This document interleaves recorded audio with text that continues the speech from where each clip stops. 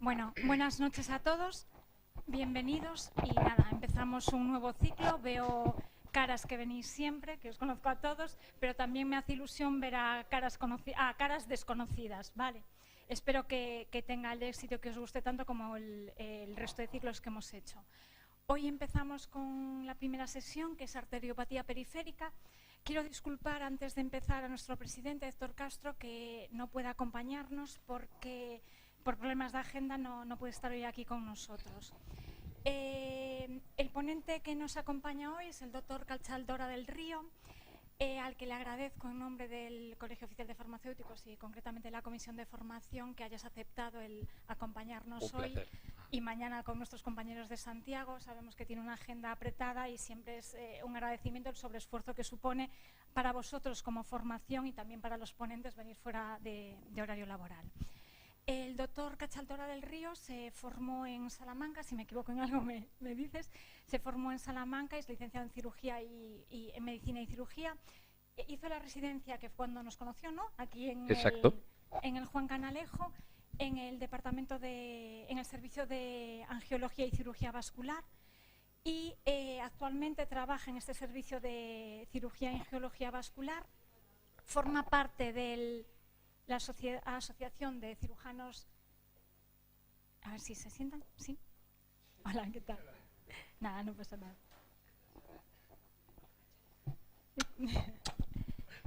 Bueno. Perdón. Eso, os decía que actualmente trabaja que hizo la residencia en el CHUAC y que actualmente trabaja en el servicio de angiología y cirugía vascular y también trabaja en el modelo y en la clínica Abatón. Bueno, pues ya sin más, os dejo con él. Muchísimas gracias.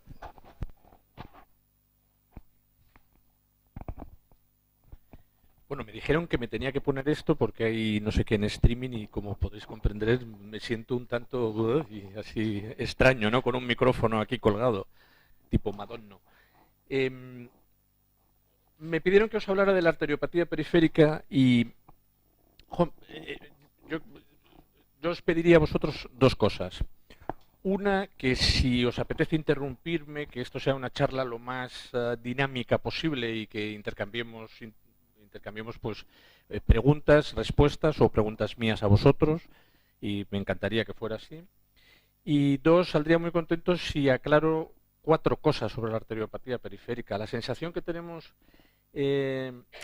bueno, en la Facultad de Medicina es que la cirugía vascular se da como muy por encima y que es dificilísima.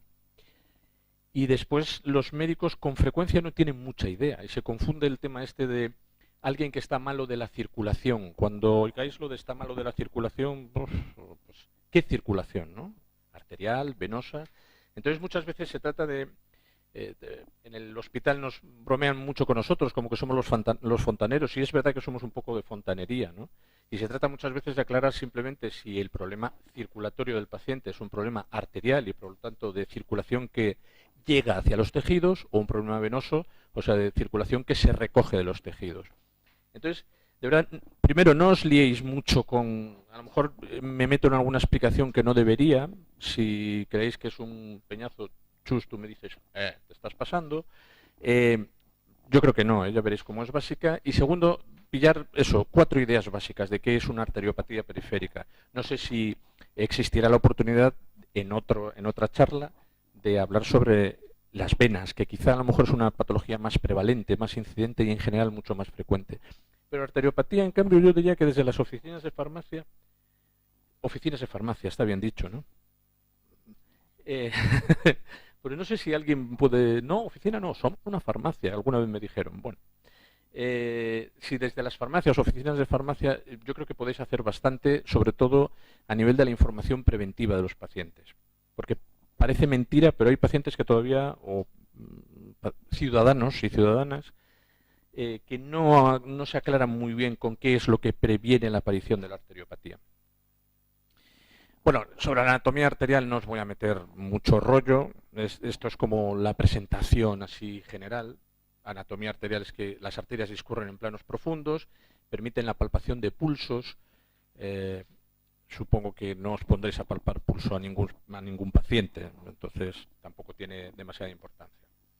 Y saber que eso, que arterias hay un montón de ellas. Os presento esta diapositiva, esta imagen, simplemente para que veáis que con frecuencia en las extremidades y en casi todos los sitios, las arterias tienen capacidad de, cuando se tapa una, que haya otra que suple la función de esta arteria. Hay posibilidad de hacer circulación colateral. ¿Vale? Y en cuanto a la fisiología, también cosas básicas. Es un sistema de alta presión, es decir, a través de las arterias medimos la presión sistólica y diastólica. Es un sistema de alta resistencia. Insisto en que es fontanería. En farmacia estudiáis física, ¿no? Algo, hidrodinámica, más o menos y tal. Pues es tubos, leyes de Bernoulli y Laplace y todas estas, son de primero, segundo. Aunque aquí veo gente joven, de hace poquito.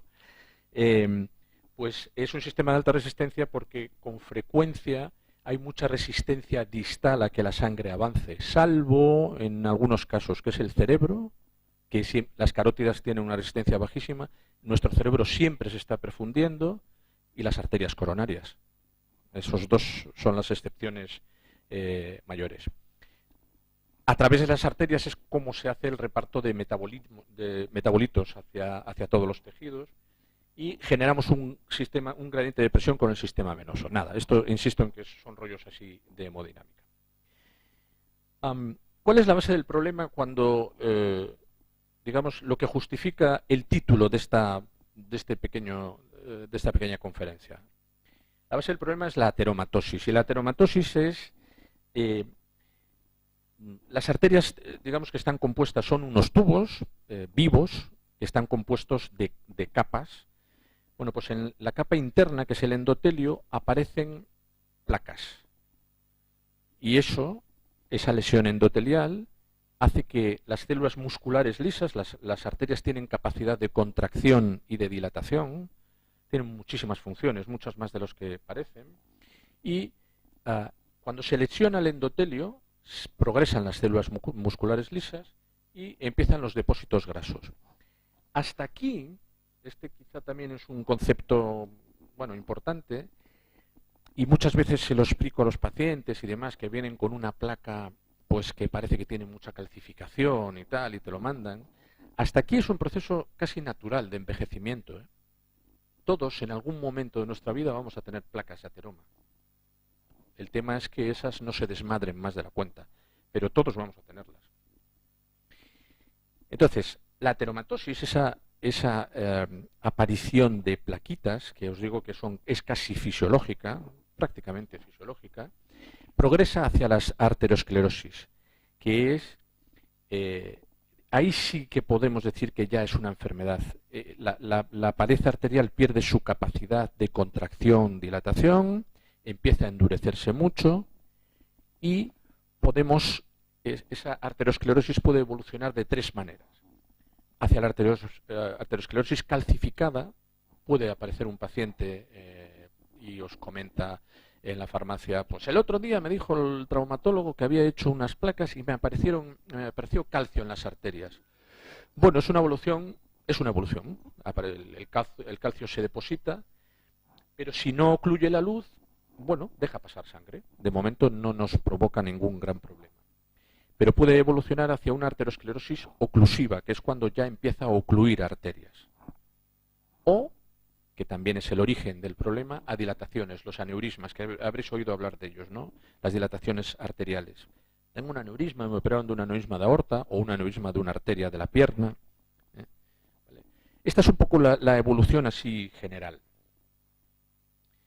Entonces, lo que ocurre con esta arteriosclerosis, digamos, la que va a ser más frecuente, la que con frecuencia vais a detectar o os puede, digamos, sonar un poco a una cierta voz de alarma a un paciente que os comenta algo, que después veremos qué es ese algo, suele ser la arteriosclerosis oclusiva, la que ocluye arterias, y por lo tanto deja la zona distal de esa extremidad sin riego o con menos riego. Como hemos visto en las diapositivas iniciales, a veces se nos tapa una arteria y lo que sí ocurre es que otras arterias cogen el papel que estaba desarrollando la principal.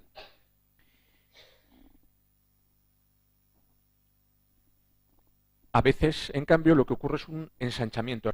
Esta es una imagen de un aneurisma popliteo, por ejemplo, de la arteria poplitea.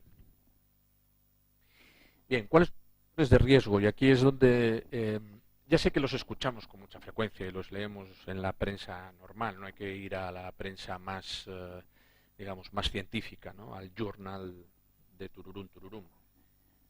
Pero de verdad que es muy importante seguir insistiendo en ellos porque está claro que la mayoría de la población no hace demasiado caso. El tabaco, la hipertensión, tomar los fármacos antihipertensivos es absolutamente fundamental. Tenemos pacientes que no fumaron en su vida, sí tenían una predisposición genética a la arteriosclerosis porque se sabía, pues mi padre murió con una pierna amputada o tal. Solo tenían la hipertensión y la hipertensión es verdad.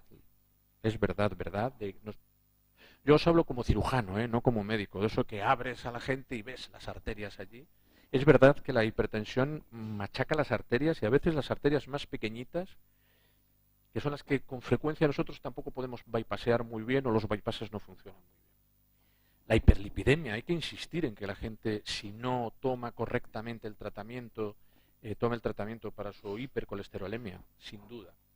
Bueno, la diabetes es un auténtico hándicap que tenemos en medicina y, ¿por qué no?, y vosotros también. La diabetes machaca literalmente las arterias y, claro, es una enfermedad que no duele ni... La gente dice, no, tampoco, tengo 200 de glucemia y yo me encuentro muy bien. Machaca las arterias, pasa el tiempo y también son unas arterias muy calcificadas, ocluidas, frecuentemente afectadas las más pequeñitas y que no podemos o con frecuencia no podemos hacer otra cosa más que amputaciones, que es un resultado desastroso, ¿no? Y una afirmación aquí, lo demás en hombres que en mujeres, pero lo de la misma predisposición. Durante muchos años estuvimos con el rollo este de si los estrógenos o una mayor tasa de estrógenos en sangre protegía o no protegía con el tema de la arteriosclerosis. Bueno, poco a poco vamos viendo que tururú. El tema es que os habéis empeñado en fumar y ahora en el servicio, en el hospital, ya de lo que era una tasa de mujeres-hombres 20-80, ahora andamos casi en 50-50. O sea, las mujeres no están tan protegidas contra la arteriosclerosis para nada. Fumáis y tenéis que searos o cortaros piernas exactamente igual que nosotros, ¿vale? Así que atención con el tabaco. Entonces, esta aparición de esta oclusión arterial, se nos ocluyen los tubos, insisto, en que es una especie de fontanería al fin y al cabo. O sea, creo que el concepto no es demasiado difícil de entender, porque, jolín, a veces yo creo que con esta especialidad la gente en medicina tiene mucho un cierto miedo, como una especialidad especialmente difícil. No, los conceptos básicos es difícil de ejercer, pero los conceptos básicos son fáciles.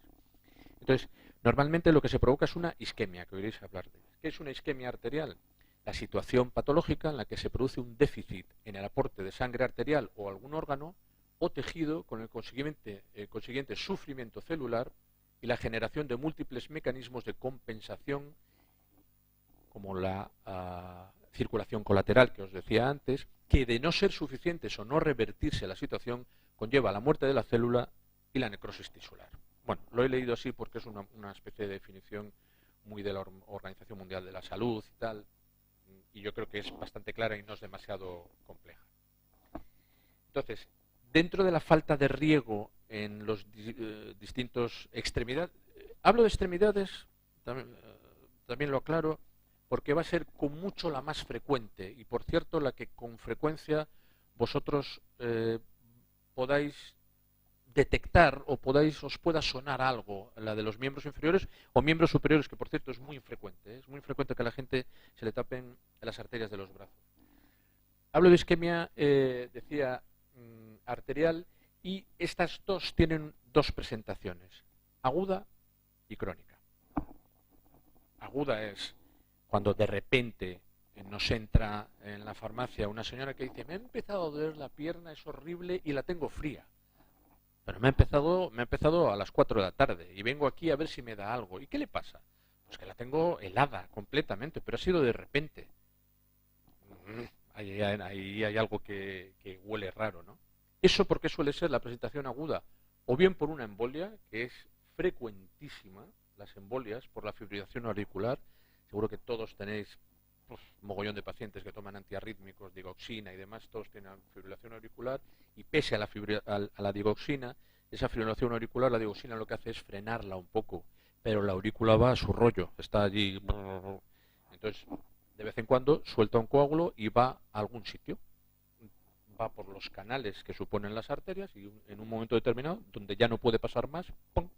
Y entonces los mecanismos de compensación que os comentaba antes no existen.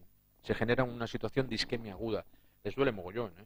Esto, insisto, hablo en lo más frecuente, que son los miembros inferiores, pero en las isquemias, en las embolias ya sí que pueden aparecer en un brazo.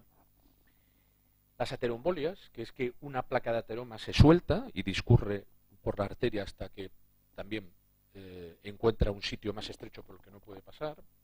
Los aneurismas, las dilataciones, normalmente no se rompen, sino que lo que hacen es coagularse y trombosarse. Una trombosis aguda, que quiere decir que dentro de la arteria hay una placa, esa placa se levanta, ¡pum!, y entonces tapa la arteria. O por traumatismos, eso también genera una isquemia aguda. Hombre, no creo que un traumatismo que genera una isquemia aguda llegue a una farmacia, pero bueno, accidente de tráfico, ¿por qué le cortaron la pierna? No sé qué, pues porque destroza arterias, siempre es por lo mismo. Y la crónica, que va a ser la más frecuente, que es o bien arteriosclerótica, también a su vez la más frecuente, o bien por arteritis, procesos inflamatorios de estos tipos de enfermedades reumáticas, reumatológicas, esclerodermias y demás, que hacen arteritis de pequeño vaso. Esas son, la verdad es que son bastante cabritas, pero si estropea muchas arterias pequeñitas, acaba estropeando. Y estas sí que pueden ser manos, pies y tal. Hay esclerodermias que acaban con las manos con isquemias importantes porque se estropean arterias pequeñitas. Y malformaciones, bueno, muy infrecuente. Esto es muy infrecuente. Y en cuanto a los grados, os traigo una escala que yo creo que es la más sencilla, aunque es un poco antigua, es de Lerich-Fontaine, es la típica escala de principios del 20. Hay una más moderna de Rutherford, todo es más anglosajón ahora. Pero bueno, esta es muy sencilla. La isquemia grado 1 es la isquemia, insisto, crónica, grado 1 es la subclínica, la grado 2A y B son los claudicantes, que la claudicación es ese síntoma mediante el cual o por el cual los pacientes tienen que parar pasados unos metros, no les llega suficiente sangre y tienen que parar. No les llega suficiente sangre a la musculatura de la pierna y tienen que parar. Y la clasificamos en 2A, claudicación de más de 150 metros, o sea, es un nivel menos preocupante, y 2B, claudicación inferior a 150 metros. El famoso, no sé si habéis oído alguna vez, lo del escaparate, ¿no? La enfermedad del escaparate. Tienen que ir los pobres hombres parando cada X metros. El grado 3 es el dolor de reposo, y el grado 4 ya es la necrosis tisular, cuando aparece una heridita. Que yo creo que ahí también vosotros podéis, ¿por qué no? Hombre, no sé, yo creo que hay gente que además a su médico de cabecera, de vez en cuando tiene un farmacéutico de mucha confianza y va a él a decirle, José Carlos, por ejemplo, que es mi farmacéutico, tengo una herida aquí, tal. Hombre, si es un paciente fumador importante de 65 años, que además dice, últimamente caminaba muy poco y me ha aparecido una herida. O sea, pensad en que eso puede ser una isquemia crónica. Entonces, ¡pum!, al médico de cabecera. ¿Cómo se diagnostica? Esto, claro, yo, como vosotros no diagnosticáis, o sea, no teníais ninguna asignatura que se diagnosticase, supongo, pero en medicina sí. Y yo nunca entendía cuando algún profesor decía lo primero es pensar en ello. ¿Qué quiere decir? Y después, conforme han pasado los años y he diagnosticado y demás, es cierto que lo primero que tiene que hacer es ocurrírsete. Porque el paciente no viene como en los libros, ¿no? Que viene etiología, diagnóstico. No, el paciente viene con el problema. Dice, ¿y esto qué puede ser? Pues pueden ser mil cosas. Generalmente todavía varón de 65 a 70 años, fumador importante, que sabes que camina poco y que además, fulanito, ¿qué pasa? ¿Tiene problemas al caminar? Y aparece con con una herida en el pie, en ese pie problema ya de antes, pensad en ello y decir, uy, uy, uy, esa circulación arterial va a estar mal. Al médico de cabecera. Eso le puede ayudar muchísimo, ¿eh? Parece una tontería, pero le puede ayudar muchísimo. Hay que explorar sistemáticamente los pulsos. Bueno, ahí yo me meto en que esto es un speech que os tengo que dar. Yo sé que allí no se va a hacer.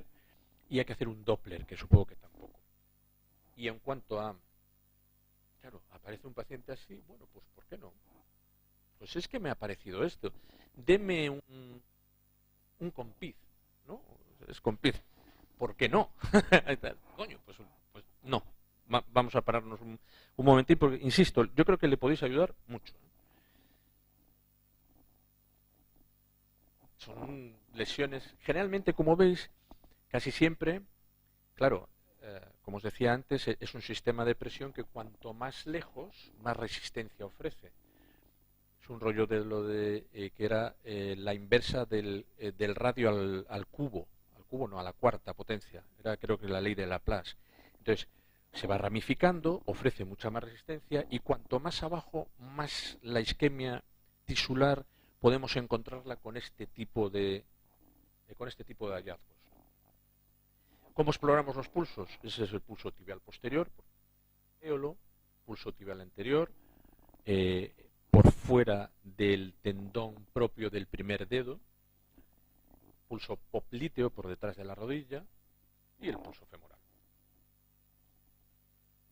Ese es un manguito para medir el Doppler. Con el Doppler es un aparatito que hace ruido. Lo pones donde está la arteria, donde tú más o menos por anatomía sabes que está la arteria, y ves, escuchas el paso de la sangre. ¿Vale? Es un efecto Doppler normal. Vuelvo a referirme a la física de primero vuestra, o de segundo, primero, seguro. Con eso lo que vemos, lo que detecta es un líquido, pero un líquido que tiene elementos formes, que son los hematíes. Entonces detectas el paso de sangre, porque a veces con el pulso no se detecta. Con el Doppler lo detectas, y con el manguito lo que haces es ver, es como medir la presión, ver a qué nivel de presión dejo de oírlo. Esa es la presión sistémica que tiene la extremidad en ese nivel. Este es un ecodoppler, por lo tanto es algo ya un poco más sofisticado y que requiere un montón de entrenamiento. Y esto ya es hospitalario total. Esto es un angiotac, que ahora tiramos bastante del angiotac, que nos detecta muy bien el calcio, demasiado bien, de hecho, muchas veces no se puede ver porque hay demasiado calcio. Esto es un aneurisma de aorta. Si alguien nos dice, pues me he operado un aneurisma de aorta y tal. Es una dilatación de la aorta que de alguna manera os lo enseño y la meto aquí porque al fin y al cabo el proceso, o el origen, perdón, el proceso es distinto, pero el origen es el mismo. La pared arterial de alguna manera se deteriora por la arteriosclerosis, lo que pasa que en vez de sufrir un proceso de oclusión arterial, de crecimiento hacia adentro, lo que hace es deteriorar las fibras elásticas de la arteria. Y ese deterioro de las fibras elásticas hace que vaya creciendo el aneurisma. Es relativamente frecuente, ¿eh? También varones por encima de 60 años. Esto sí que es de varones, por encima de 60 años. Las mujeres tenéis menos y más jorobados. Una angioresonancia. En fin, os traje estas imágenes simplemente para que veáis, ¿no? Una arteriografía es pinchar una arteria y meter contraste directamente en la arteria. El arteriograma o angiograma de los british, de los anglosajones, o la arteriografía que llamamos en España normalmente, es esta imagen. O esta. Esta es una imagen normal. Y esta es una imagen en la que este paciente tiene tapada la aorta desde aquí. Aquí iría un riñón y aquí iría otro. Pues tiene tapada la aorta, tapadísima. La aorta entera. Y dices, ahora pues se le pudrirá todo el cuerpo, ¿no? No. Hace todo este mogollón de circulación colateral, que es lo que os comentaba antes, y con frecuencia estos pacientes son claudicantes, cortos. Pues a lo mejor caminan 50, 100 metros y tienen que parar con la aorta tapada, pero sobreviven y tiran, son la leche. Además estos fumadorones, estos son los campeones. Una arteriografía de, pues eso es la rodilla, de la arteria poplitea, y una arteriografía, estas son las dos ingle, femorales, pues con todo esto, fijaros Fijaros cómo, o sea, cómo se estropean las arterias. Es que es una barbaridad. Con todos esos factores de riesgo que hemos dicho antes. Claro, yo he hablado de factores de riesgo que sean modificables por nosotros, vosotros o nosotros. Hay uno que es la leche, que es la herencia, la genética. Todos conocemos al típico abuelito de 93 años que vive en el pueblo o no sé dónde, o que es el vecino de arriba y que ha fumado toda la vida, mogollón, y camina el cabrito de él y ahí está, y fenomenal, y ya. Pues ese hombre no tenía el gen de la arteriosclerosis. Pero cuando lo tienes, si además, y nadie sabemos cómo, porque no son de esos genes HLA, B, no sé cuánto, que se han identificado. Cuando tú tienes esa predisposición genética para tenerlo y no lo sabemos, en cuanto aportas unos factores de riesgo, alabay, todo esto, traca, taca, taca, taca, taca. Y también es cierto que generalmente ya ha tenido un padre, una madre, que mi padre ya le operaron, ya le hicieron 3 bypasses, acabó con una amputación de los dedos, acabó con no sé qué. O sea, eso también, ese tipo de cosas también, hombre, su médico de cabecera tiene que explorarlo, pero vosotros a veces también podréis saberlo, ¿por qué no? El tratamiento, bueno, tratamiento médico sobre todo en las arteritis y en la arteriopatía crónica. Casi siempre vamos a recetar algún vasodilatador. Las prostaglandinas son hospitalarias y solo en casos muy concretos de arteritis, y los antiagregantes. Yo creo que es una de las bases ahora mismo de la arteriopatía, es el antiagregante, sin ningún tipo de dudas. El tratamiento endovascular en la arteriopatía estenosante, angioplastias, estén, ahora os enseño unos casos. La fibrinolisis con uroquinasa intraarterial en el caso de oclusiones muy agudas, o la cirugía abierta, que ahora os enseño también algunos casos, un poco por curiosidad. Si os parece que es muy pesadote, no sé, si alguien dice, ¡oh! O no sé, ¿qué haces enseñándonos estas cochinadas? Tratamiento médico, que esto yo creo que es interesante. Bueno, dentro de los antiagregantes, que yo creo que es la primera línea que siempre ponemos, y estos sí que tienen recomendaciones en casi todas las guías clínicas, 1A, 1B como mucho, ¿eh? O sea, son recomendaciones fuertes y siempre en un paciente con arteriopatía periférica hay que poner un antiagregante. El ácido acetilsalicílico es ahora el que más se usa. El clopidogrel es para casos muy concretos y con él tenemos muchas peleas con los farmacéuticos vigilantes de la playa.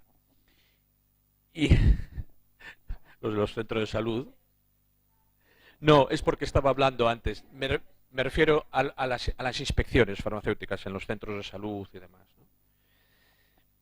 Y los inhibidores de la 2A3B, que también son de uso mucho más restringido y demás. Los anticoagulantes.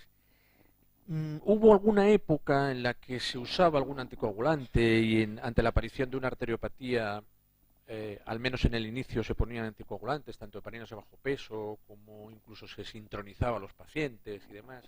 No está muy claro el beneficio. Digamos que quedaos con la idea en general, salvo cardiopatía arritmogénica, lo que os comentaba antes de las embolias. Si un paciente tiene un corazón que es una patatilla, que late, cada músculo late para un lado y en un momento casi siempre va a generar algún coágulo dentro de la aurícula y en un momento determinado lo va a soltar. Eso sí que hay que anticoagularlos. Pero los que tienen una arteriopatía de estas arterias que habéis visto muy destrozadas, generalmente se benefician mucho más de la antiagregación que de la anticoagulación. La anticoagulación casi nunca lo hacemos. Y los vasodilatadores, tanto la pentoxifilina como el cilostazol, que el cilostazol también está últimamente que no tienen una indicación. O sea, yo creo que es extraordinario y que es muy bueno, pero es verdad, o sea, a quien le funciona muy bien. Yo creo que ese es el resumen, ¿no? A quien le funciona muy bien, pero también nos las vemos y nos las deseamos con los farmacéuticos de las inspecciones de los centros de salud para que nos autoricen el cilostazol en determinados casos, o en depende qué casos sí y qué casos no, ¿no? Xtol.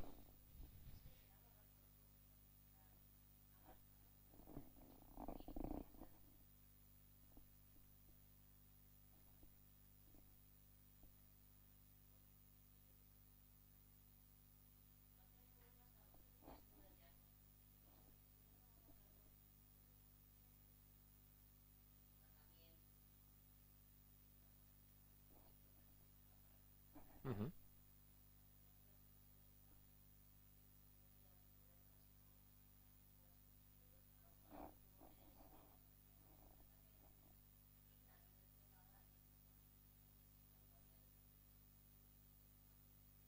Sí, es cierto.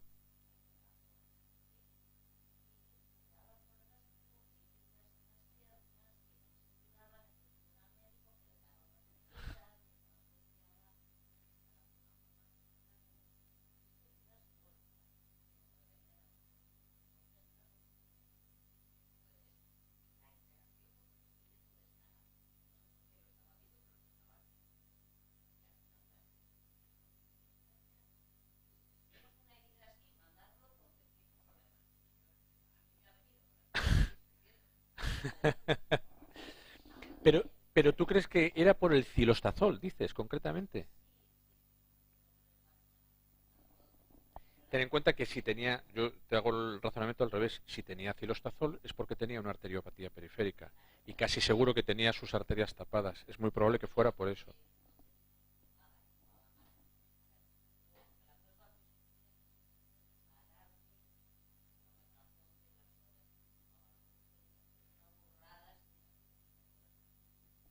Ya, pues sí, eso es prim- pues primera vez que lo oigo. Sí tiene, el gran problema del cilostazol efectivamente es que saltan las alertas estas de la Agencia Española del Medicamento y efectivamente tiene interacción. Vamos a ver, el cilostazol es un fármaco que a los pacientes le podéis decir, si se lo ha recetado el médico, y a veces o no tenemos mucho tiempo o no tenemos el día, que eso también puede ocurrir, que va a ser un medicamento que puede que le funcione muy bien, pero le va a producir una vasodilatación. A quien le vasodilata la leche, ¿eh? Cefaleas, rubefacción facial. Entonces ya es un medicamento que ya le ves tú que es como muy poderoso. Y efectivamente tiene interacción con el omeprazol. No se puede dar en todos aquellos pacientes que hayan tenido al menos un episodio de insuficiencia cardíaca congestiva. No se puede dar en los pacientes que hayan tenido algún ictus previo. Entonces es cierto, claro, es cierto que te lo reduce mucho, ¿no? Y ahí están nuestros farmacéuticos. ¡Ah! No, ese no, y tal. Es cierto, todo eso es cierto, y a veces a nosotros se nos pasan casos y ellos tienen razón. Sí, eso sin duda. Pero insisto en que es un fármaco cuando se puede dar y se puede aplicar y tiene su indicación y no se nos escapa a nosotros una interacción que a lo mejor no controlábamos, es un fármaco que está genial, ¿eh? A quien le funciona, pero pasa de claudicar 100 metros a claudicar 500, ¿eh? O sea, produce una vasodilatación de la leche.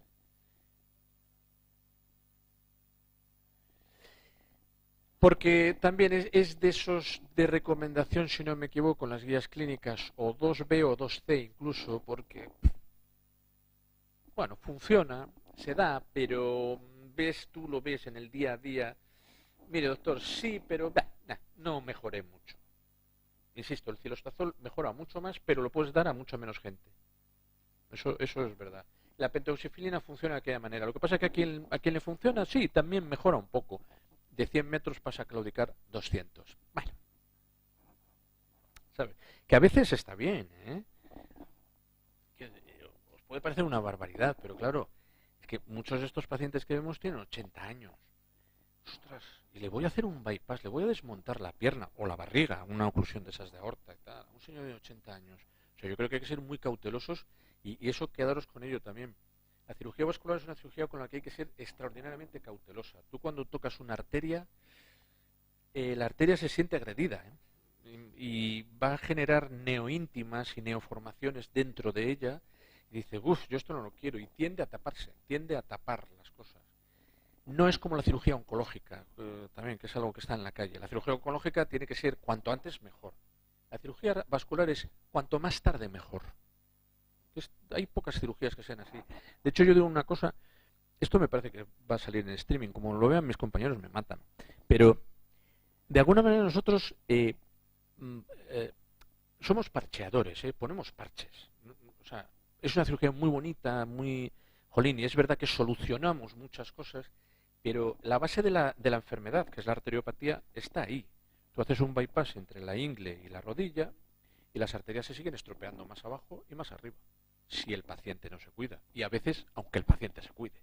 Y entonces el bypass se tapa no porque estuviera mal hecho 2 años más tarde, sino porque su enfermedad siguió progresando. Entonces, en ese sentido, es una cirugía que si puede hacer el paciente circulación colateral, muchísimo mejor. Muchísimo mejor. En ese sentido digo que ponemos parches, ¿eh? En la cirugía venosa es otra cosa. Entonces, muy importante, y esto sí que podéis vosotros insistirles mogollón, dejar de fumar y hacer ejercicio. O sea, fundamental. Modificar los hábitos de vida. Lo ideal sería que todos nosotros, como población que somos, pues tuviéramos unos hábitos maravillosos y entonces ya no hubiera arteriopatía, hubiera mucha menos, solo aquella asociado al envejecimiento de la población, pero lo cierto es que no lo hacemos. Bueno, pues por lo menos cuando llegue el momento de empezar a claudicar o de tener una herida, informar a los pacientes que esto es lo primero que deben hacer. Aunque ya no modifique mucho sus arterias, pero bueno, algo mejorará. ¿Qué podemos hacer nosotros ya, eso los cirujanos? Pues esto es el esquema de una dilatación con balón. Esta es el esquemita de la placa de ateroma ahí completamente metida en el espesor de la pared, y un balón de angioplastia baloneando, con balones que se ponen a muchos de ellos a 14, 16 atmósferas. La verdad es que se endurece muchísimo y es capaz de desplazar placas de estas a mogollón. Si la placa la desplazas y no se queda en su sitio, después pones un stent, que es un hierrito de estos. Ese, por ejemplo, es una rotura arterial con un stent que se puso, que es este entramado que vemos ahí, y que soluciona, todavía no lo ha solucionado del todo, pero soluciona mucho las roturas arteriales. O la cirugía abierta, que insisto, si se puede, debe ser el último recurso, porque son unos desmontes de pierna, de brazo, cuando toca el brazo, importantes. Yo creo que en general el nivel de los cirujanos vasculares es muy bueno, cambiamos mucho de anatomía, controlamos mucho, pero bueno, se pueden estropear cosas. Eso es un bypass, por ejemplo, desde la aorta. Es una anastomosis aórtica, hay cosida, es una aorta. La aorta es una cosa gordocha, ¿eh? Cuando sangra. Y eso es un bypass con vena en una pierna. Y esto es una anastomosis de un bypass de PTFE, de Gore-Tex. Utilizamos muchísimo el Gore-Tex. Utilizamos un montón. Otro bypass de Gore. Y ese es un bypass también con vena. Los hilitos son como hemos ido cosiendo las colaterales y ponemos la vena en lugar de la arteria.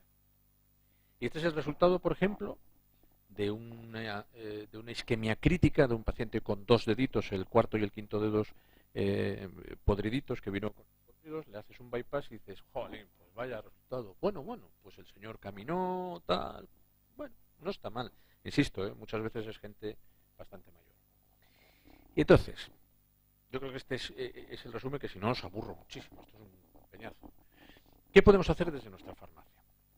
Insistir en la prevención de factores de riesgo. Esto es fundamental. Este es el resumen final de todo el speech, ¿no? Pensar en la existencia de la enfermedad. Después de esto tampoco os obsesionéis. Venga un chaval de 30 años con una herida y digo, Dios, arteriopatía y tal. No. Cuidado. Dios, todo arteriopatía. Detectar los signos de alarma de isquemia grave.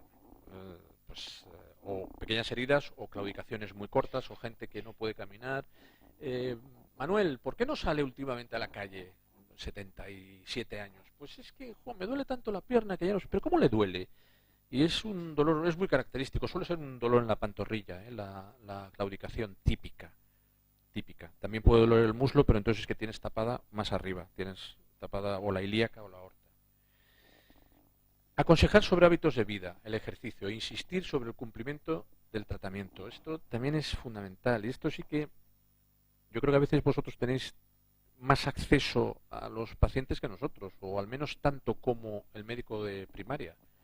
Y me parece muy importante lo de insistir sobre el cumplimiento del tratamiento. La gente, con frecuencia, lo de las estatinas es, bueno, hombre, me olvidé de la pastilla. Y las pastillas de la tensión. y derivar al médico siempre que veas algún signo de alarma. Yo creo que está bien. No podéis hacer un volante, que de momento no hay volantes entre farmacéuticos y médicos, pero yo creo que aconsejar a los pacientes que vayan a su médico de cabecera me parece importante, a ver si logramos que al final, con 80 años, todos estemos así de hermosos caminando por ahí por la playa. ¿Vale? Y eso, a ver si hacemos montaña todos. Muchas gracias. Gracias. Todas las preguntas del mundo, ¿eh? O sea, preguntadme mogollón. ¿Quién quiere empezar? Por allá. Voy. Hola.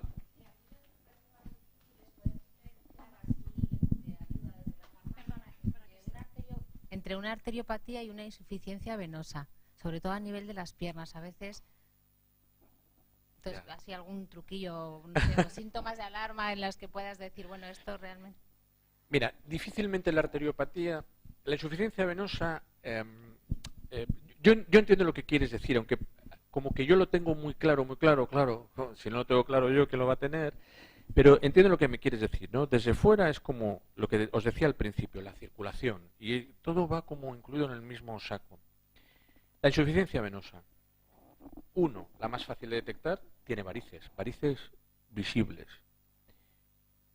Por cierto, porque aprovecho, no existen las varices internas. No existen, por Dios, olvidadla. Eso es un mito como las meigas. Es más, es probable que existan más meigas que varices internas. No existen, no. Las varices son, por definición, venas superficiales dilatadas del sistema venoso superficial y por lo tanto se ven. Entonces, lo primero, las ves. Lo segundo, si no se ven, pues porque es una paciente o un paciente con más obesidad, si verás oscurecimiento de la piel, casi siempre. Y en cambio no del pie, ¿eh? El oscurecimiento de la piel va hasta el tobillo, del tobillo para arriba.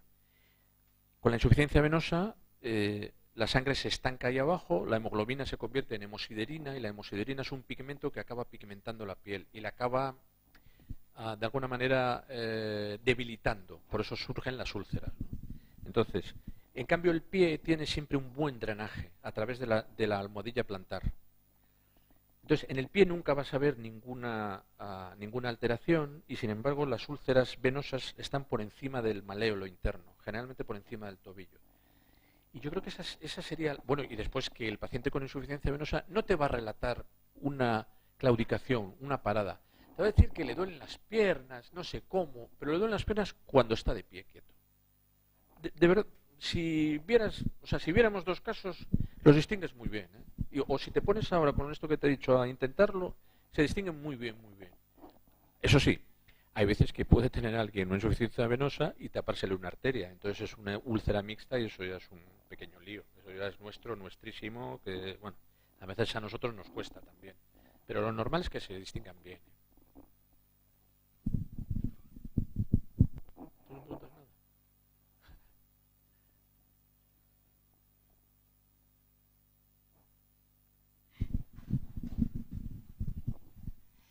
Tenemos un cliente que está anticoagulado con Pradaxa y ahora mismo tiene una flebitis. ¿Una? Flebitis. Bueno, se ha ido al médico, le ha dicho eso, tiene varices ya anteriores y tal, y tiene la zona con mucha tumefacción y tal.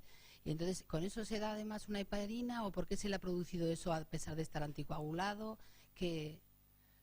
Buena pregunta, muy buena pregunta. Mira, las flebitis se producen también, volvemos a la física y la hemodinámica, ¿no? Porque la sangre queda estancada en una vena. El problema de la vena es que fracasa como tubo de drenaje, ¿no? Fracasa inmediatamente, se dilata, fracasa y entonces la sangre queda estancada. En las ecografías se ven muy bien, ¿no? Se ven las líneas de flujo y cómo la sangre está allí como espesa, ¿no? En la ecografía. Entonces, eso se coagula ahí y produce un efecto inflamatorio alrededor. Entonces, ¿por qué se coagula si estamos con Pradaxa? Pues es buena pregunta. Yo le quitaría el Pradaxa y le pondría una heparina de bajo peso, porque las heparinas de bajo peso tienen un cierto componente antiinflamatorio, un pequeño componente antiinflamatorio, eso sin duda. Y dos, con el Pradaxa, Xarelto y tal, todavía no creas que sabemos muy bien por dónde van a salir en el futuro. De hecho, tenemos problemas con ellos cuando tenemos que operar a un paciente que tiene Xarelto y Pradaxa y demás. ¿Qué le damos? ¿Cómo lo operamos? ¿Cómo lo abrimos la barriga? Bueno, Pradaxa utilizáis el antídoto, ¿no? De momento, no hay ninguno. De Pradaxa sí, dijisteis aquí una charla que había. A ver, que esto me puede interesar a mí. Que era muy caro, pero que tenía el antídoto, ¿te acuerdas? Están en ellos, y probablemente salga en breve, pero de momento, ostras, tenemos que operar a este hombre y tal. ¡Wow! ¿Y ahora qué hacemos? Operarle. Y que sangre. Y ser cuidadosos. Sí. Pero bueno, sí, es buena pregunta. De todas maneras, lo que te quería decir con esto de la hemodinámica y que la sangre de alguna manera tiende a coagularse es que el sistema de la coagulación tiene tanta potencia, digamos, cuando la sangre se acumula en un sitio, que es imposible que con un anticoagulante, por muy potente que éste sea, tú reviertas esa tendencia a la coagulación dentro de una vena que está dilatada. Es muy difícil, y no lo consigue. Porque a lo mejor aconsejarse que se haga el INR por ver cómo tiene eso, porque como no tienen control ninguno como el Sintrom... Claro, el INR no estaría alterado con Pradaxa ni Xarelto. Es que ahí tenemos unos pequeños problemillas que están... O sea, es una medicación súper cómoda para los pacientes, no digo que no. Pero bueno, yo de momento, y esto sí que es debatible, pueden venir los cardiólogos sobre todo y decirme, anda, ¿pero qué dices? Vete por ahí. Yo de momento a mis pacientes, si puedo, les doy Sintrom, que llevamos 50 y tantos años con él. Y sabemos muy bien por dónde cojea y por dónde no cojea. Con estos... Hombre, yo reconozco que es muy cómodo. Yo personalmente no les receto ni Pradaxa ni Xarelto, pero yo personalmente no pongo la indicación por ningún sitio. De momento, fijaros que el Sergas solo lo ha autorizado para indicaciones cardiológicas. Para nosotros no lo ha autorizado. Una sí, TVP, es que esta persona tiene arritmias, ¿Perdón? Esta persona tiene arritmia, entonces claro. A lo mejor... Sí, está perfecta. Para eso está perfectamente indicado, porque lo han autorizado solo para indicaciones cardiológicas. Nosotros diagnosticamos una trombosis venosa profunda y no podemos poner esto.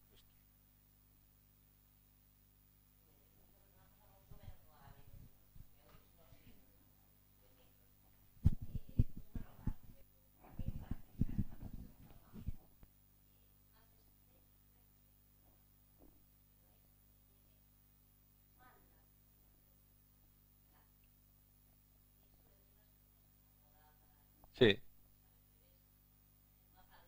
Sí.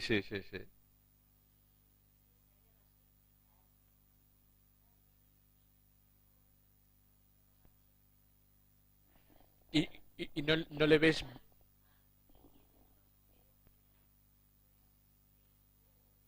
Sí. Sí, ya sé. Mira. No, la verdad es que... Sí, hombre, la esclerosis en algunos casos va bien, la esclerosis con etoxisclerol, con espuma. Nosotros la hacemos en la privada y eso, y bueno, va bien.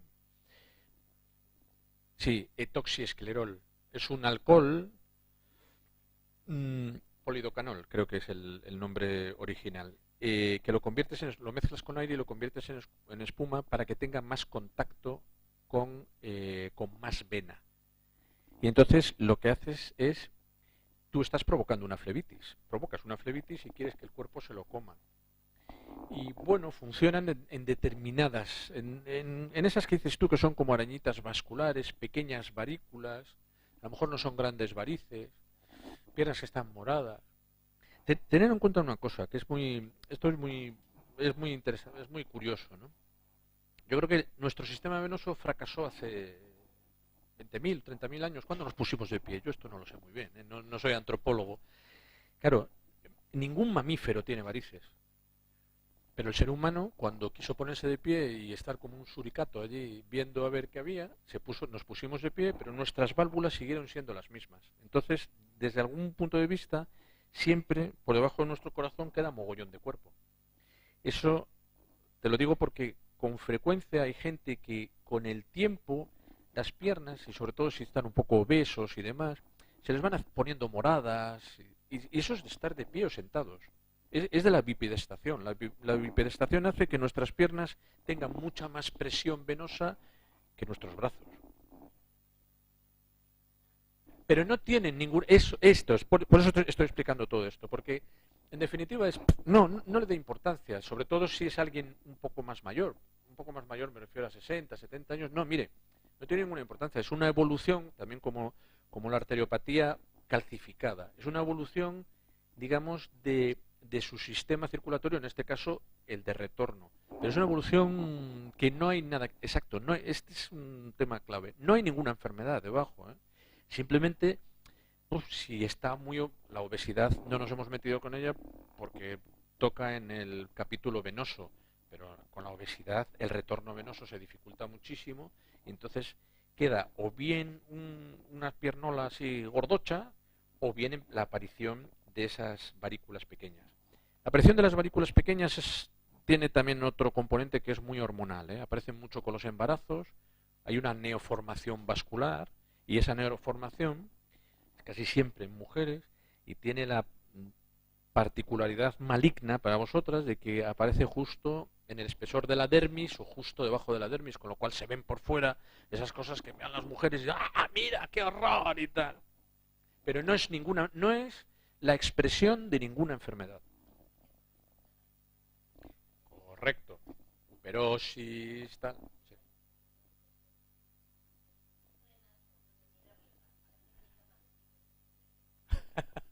Ay, las cremas ahí, yo desde luego en lo nuestro sé que no funcionan. En esto, como suelen darlo los dermatólogos o los cirujanos plásticos, no lo sé. Pero en lo de las piernas no hay crema que funcione. La esclerosis sí funciona, ¿eh? Vale.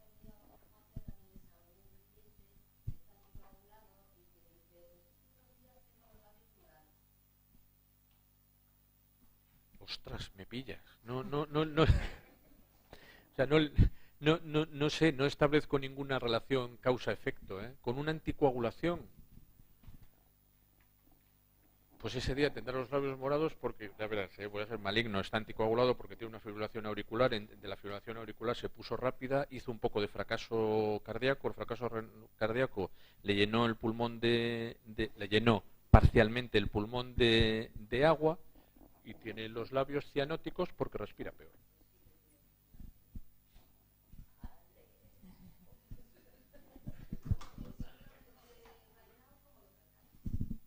Qué pregunta más chula, qué interesante. No tiene tratamiento. Protección del frío. El síndrome de Raynaud es muy curioso. Yo soy de León y en León veía síndrome de Raynaud, hice primaria allí algunos años y veía síndrome de Raynaud, pero aquí hay mogollón. Probablemente porque aunque no haga tanto frío, o sea, el provocador es el frío, claramente, ¿no? Porque no haga tanto frío, es un frío muchísimo más húmedo. Y hay mucho, hasta el punto de que creo que tengo fotos en el móvil de un señor chico. Tenía mi edad, chico. O sea, que en la consulta, con los 3 deditos con el síndrome de Raynaud, ¿sabéis? ¿No? Se ponen blancos los dedos completamente por una vasoconstricción brutal. Y es una vasoconstricción reactiva a no se sabe muy bien qué. Es algo más frecuente en mujeres y tal, que siempre tenéis las manos y los pies así más fríos. Pero no tiene tratamiento. O sea, en los casos muy extremos, de alguna manera, un síndrome de Raynaud es la base fisiológica que justifica los famosos, que ya no vemos, sabañones de toda la vida. La sabañones es la perniosis, que es la expresión de una vasoconstricción ante el frío brutal. Antes, no sé si la tenían brutal o no, lo que tenían brutal era el frío, hace 50 años en las casas, ahora ya no, ¿no? Pero esa vasoconstricción, si llega a producir perniosis, sabañones, entonces podemos dar algún vasodilatador, pero yo personalmente no lo he dado nunca, ¿eh? No, vamos. No sé si vosotros habéis tenido, sí, ¿eh? ¿Y con buen resultado? Sí. Oh.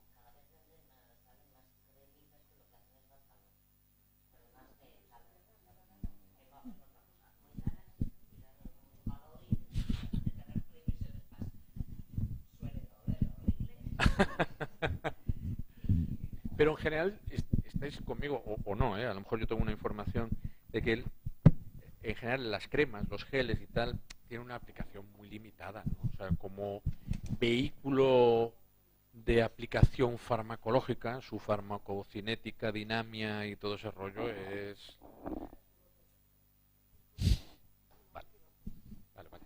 Es que yo también lo creo, pero por eso vosotros teníais otra sensación.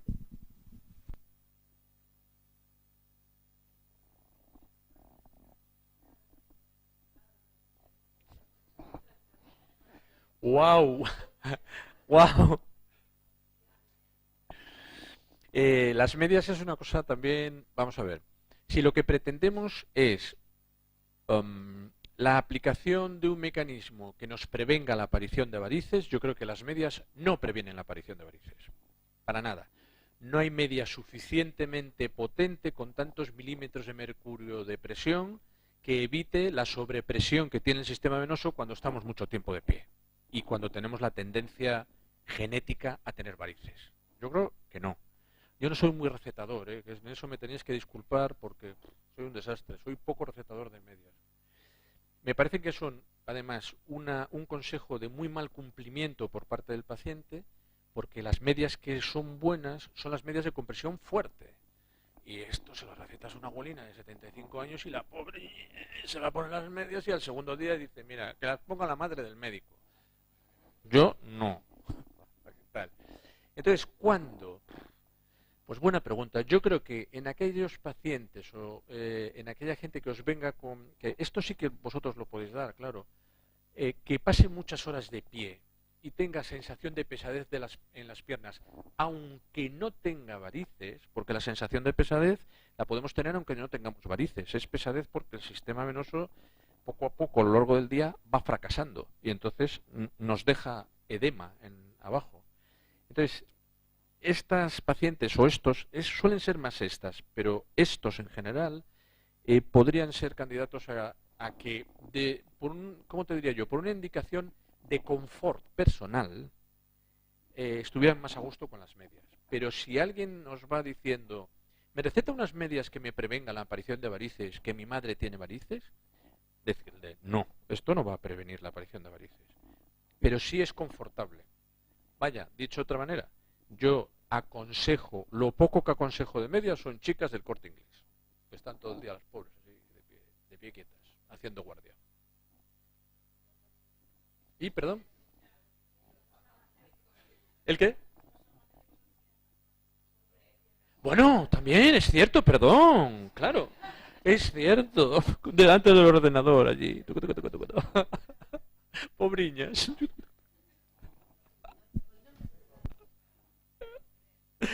Claro. ¿Y usáis medias alguna? Algunos.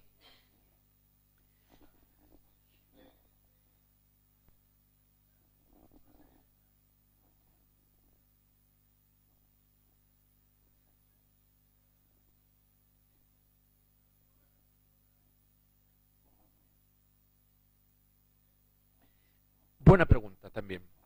Porque por eso al principio hablaba de los anticoagulantes y antiagregantes. Como al hacer un viaje en avión tú lo que quieres prevenir es un evento venoso, que es el tromboembolismo pulmonar, es un evento venoso. O sea, en cirugía vascular son 4 cosas, hombre, sí es fácil. Como queremos prevenir un evento venoso, dar una aspirina en esos casos es una tontería absoluta.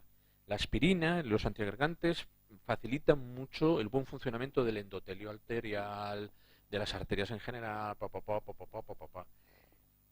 Pero si lo que queremos prevenir es un evento de esos, hay que dar una heparina de bajo peso. Y no pasa nada, ¿eh? Jolín, que son 2 inyecciones, una a la ida y otra a la vuelta. Hay paquetitos de 2. Divinamente. ¿Perdón? Y si no se quieren pinchar, hombre, lo que tienen que hacer es, ya sabes, los consejos, levantarse cada hora, hora y media, usar medias de compresión fuerte. En ese caso la media lo que hace es que se estanque menos la sangre. Bueno.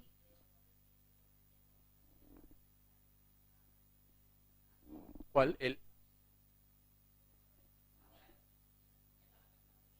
Sí. Ah, pues eso lo desconocía, ¿eh? Ah. Pero para los calambres concretamente. Claro, porque para todo ese tipo de sintomatología vehiculada a través de nervios o medio neurológica, claro, el complejo vitamínico B, pero bueno, también eso está ahí, habría que hacer estudios. Los que tienen ahora mismo es para déficit de vitamina B1, B6 o B12, déficit, pero nada más. Nada más, claro, es que yo ahí... Exacto, gracias. Ponen dolores de espalda, no sé qué, pero bueno. ¿Qué? Tenía más indicaciones. Eso está muy bien.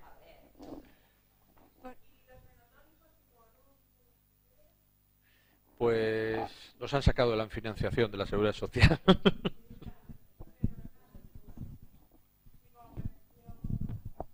Para nada. Para nada, para nada. Ay, Dios mío, qué pregunta me acabas de hacer. Vamos a ver, sí, lo recetamos.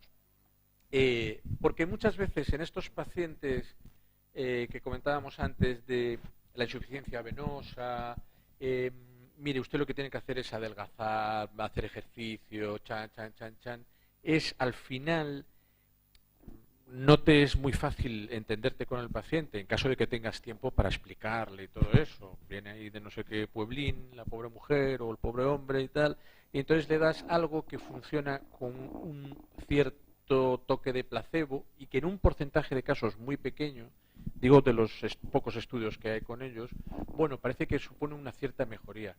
Pero el porcentaje de casos es demasiado pequeño como para ser algo avalado por instituciones así potentes.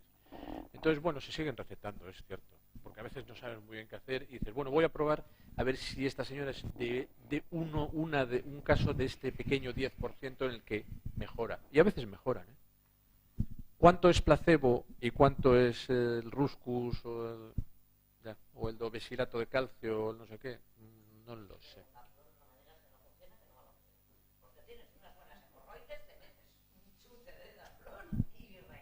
Mira, el Daflón es el que tiene más estudios a favor.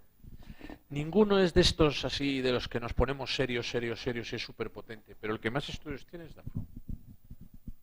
Sí, es cierto. ¿Perdón? ¿Para gente joven? Si tienes varices, opérate. Digo, o tú no, quien sea, ¿eh? Haz yoga. Yoga para arriba. Ya, que no puedes hacer yoga en la farmacia. Ya. No te va a funcionar, pero bueno, probadlo. O sea, con esto sí que no quiero ser demasiado, digamos, vehemente, demasiado contundente, porque hay gente que sí dice que le funciona.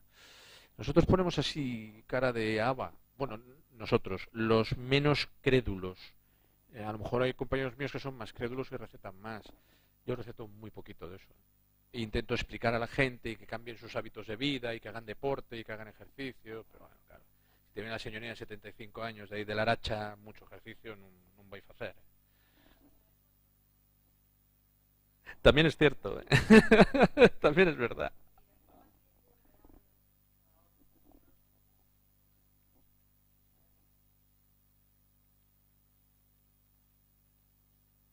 Y se sabe por qué fue la muerte, si por una rotura puede ser de... Sí. Sí, ostras. Es muy infrecuente eso, ¿eh? Ostras, sí. Muy infrecuente. Hombre, puede tener una infección de la prótesis y que la infección de la prótesis lo que haga... ¿Con? Una infección de la prótesis. Entonces se le infectó la prótesis... No está mal operado entonces. Que puede ser, ¿eh? Pero tu pregunta iba por ahí. Que Dios mío. Sí, ostras, es que es infrecuente y además, jolín, es jorobado. En el Chuac. Ah, si fue en Murcia estaba mal operado. Hombre, haberlo dicho antes. No, pobre. Pero pudo tener, fíjate, con petequias y demás, pudo hacer una... No, se infecta la prótesis. Es que una infección de una prótesis vascular es un evento catastrófico absoluto, ¿eh? Es la leche, porque tienes una infección dentro de una arteria, o sea, y entonces cuando se mete dentro de la prótesis y hace una siembra y aparecen puntitos por todos los sitios y después ya muere por una sepsis o porque esa prótesis en la unión con la aorta se rompe, hace un pseudoaneurisma, rompe la sutura, ¡pah! Y eso es una catástrofe, claro. Sí, sí, es muy raro, es cirugía abierta, le abrieron. Sí, sí, eso pudo ser casi seguro por una infección. Hombre, yo no puedo poner la mano en el fuego, pero casi seguro. Bueno, os recuerdo dos cosas. Primero, hablamos antes, se salió a lo largo de la sesión el tema del equistol, del pletal y del cilostazol, el pletal y el equistol. Os recuerdo, como nos decía el doctor Cachaldora, que necesita visado de inspección y que todavía, aunque lo necesita desde hace 3 años, creo que todavía puede aparecer algún paciente en el sistema de receta electrónica que sea un paciente que se lo prescribieron hace 3 años o 4 y ahora vuelvan a prescribírselo y que todavía salga sin la necesidad de visado. Vale, aunque nosotros, está aquí Ernesto conmigo, siempre en todas las reuniones que tenemos en el grupo técnico de seguimiento de receta y en su dirección de farmacia, siempre insistimos que por favor que avisen a los médicos que no requiere visado, que revisen todos los historiales para que esto no pase en la oficina de farmacia. Somos conscientes que a día de hoy, igual que con el Multac y con otros más, que sigue pasando. Entonces, tened cuidado, acordaros que equistol y pletal son con visado de inspección. Con respecto a visado de inspección, también os recuerdo que a partir del día 1 de noviembre, el Versatis va a necesitar visado de inspección, que también, vuelvo a nombrar a Ernesto, porque también insistimos en la última reunión, que no se diese el caso de que os llegase a partir del día 1 una receta sin visar y que estuviese dispensable. Ellos han hecho lo posible, aparte han tenido un mes más, porque sabéis que inicialmente estaba previsto para el 1 de octubre, y lo han revisado, pero que lo hayan revisado no significa que no pueda suceder. Entonces, tened también cuidado, ¿vale? Porque sabéis que es una causa de nulidad, ¿vale? Y ahora con respecto al examen. A ver, importantísimo. La gente que está... Sí, después le paso la palabra a Ernesto. Importante. Los que estáis anotados en el ciclo del medicamento sabéis que para recibir los créditos de formación es obligatorio asistir a las 3 charlas, no se puede faltar a ninguna, hacer un examen que tenéis que entregar y firmar la asistencia. Hemos tenido algún problema, bueno, ha sido solamente uno, pero bueno, con una persona que dice que en un ciclo entregó el examen y el examen no aparece. Entonces, para evitar eso, todos los que entreguéis el examen, al salir se lo dais por favor a Henry y él os va a poner una cruz para saber que habéis entregado el examen, para que no haya problemas luego con la asignación de créditos, porque si a nosotros no hay examen, no podemos daros los créditos. Y después, está organizado ya, que creo que es un proyecto muy chulo, de detección de duplicidades en AINES. Es un taller que va a tener lugar creo que el 7 de noviembre y os animo a que, bueno, saldrá la convocatoria, todavía no ha salido, ¿vale? Saldrá la convocatoria la semana que viene, pero os animo a que participéis el mayor número posible. Lo que va a ser como muy sencillito, vamos a dar una formación que no es obligatorio asistir, pero sí muy recomendable, porque en todas las charlas siempre recordamos y aprendemos algo. Entonces, aunque no va a ser obligatoria, lo digo por si a alguna persona le viene mal ese día, que puede participar igual en el proyecto, ¿vale? Aunque no asista a formación.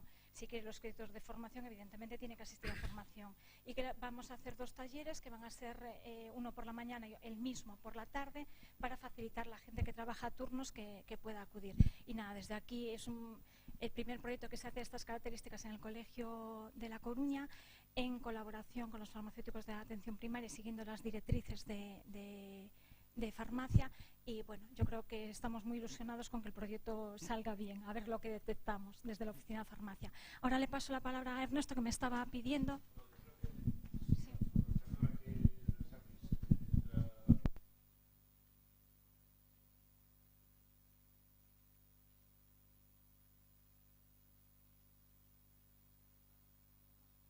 Sabéis que el sistema de receta electrónica permite el bloqueo. Tenéis la opción, a ver, hay 2 funciones dentro del sistema de receta electrónica que no están funcionando muy bien. en el sentido que uno es el bloqueo, pero que sabéis que tenéis la capacidad como farmacéuticos, si estáis seguros, de bloquear una prescripción. Lo único que tenéis que tener claro es que el bloqueo bloquea la prescripción, es decir, bloqueáis todas las recetas. Y ese bloqueo le llega al médico en el momento que el médico llega a su consulta. El bloqueo lo ve, ¿vale? Porque le llega, ¿vale? Y después tenéis otro sistema que es el sistema de mensajería. El sistema de mensajería sí que es verdad que no es muy ágil porque podéis emitir el mensaje, pero al médico solamente lo ve si lo busca y cuando entra en el paciente, si no, no lo ve. Vale. También con el proyecto de duplicidad de AINES vamos a intentar que funcione más, o vamos a utilizar el sistema de mensajería con el médico a ver si conseguimos que funcione mejor y que sea más ágil. Bueno, y muchísimas gracias por asistir. Muchas gracias a todos. Gracias. Muchas gracias.